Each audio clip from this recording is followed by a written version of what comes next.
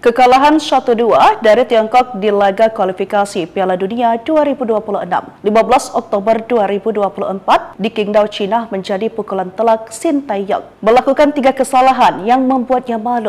Akibatnya posisi Indonesia di grup C semakin terjepit dengan hanya 3 poin dari 4 pertandingan. Berada di peringkat kelima diikuti China di posisi ke-6. Sementara Jepang memuncaki klasemen dengan 10 poin diikuti Australia, Arab Saudi dan Bahrain dengan 5 poin. Posisi ini membuat skuad Garuda makin berat. Padahal lawan China menjadi kesempatan untuk menyodok 3 besar tiket masuk final Piala Dunia. Namun, Shin Tae-yong optimis peluang masih ada untuk lolos, meski berat karena bertemu Jepang pada 15 November mendatang. Paling tidak, Ragnar dan lain-lain harus mendapat 8 poin dari 6 laga sisa. 8 poin akan menjamin posisi timnas Garuda di peringkat 2 grup C, tiket melaju optimis ke Piala Dunia 2026. Jika gagal, maka ada babak keempat bagi tim yang menduduki peringkat 3 sampai 4 besar lewat jalur play-off. Atas hasil ini, pelatih Shin Tae-yong meminta maaf. Dia juga melakukan evaluasi dan keceplosan jika Hilgers cedera, ankle, dan Shen Patinama tidak fit.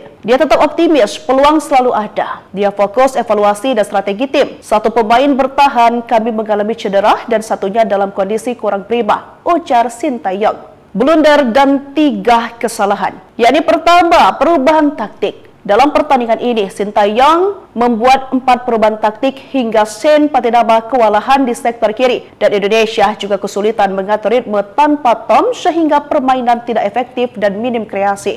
Kedua, blunder 2 back. Gol pertama yang dicetak China bisa terjadi karena blunder dari Shen menit ke-21. Niat Shen membiarkan bola keluar di kotak penalti. Malah dicuri Jiang Shenglong yang mencuri bola dan memberikan umpan ke depan gawang. Dan sukses disambar Behram Abdueli.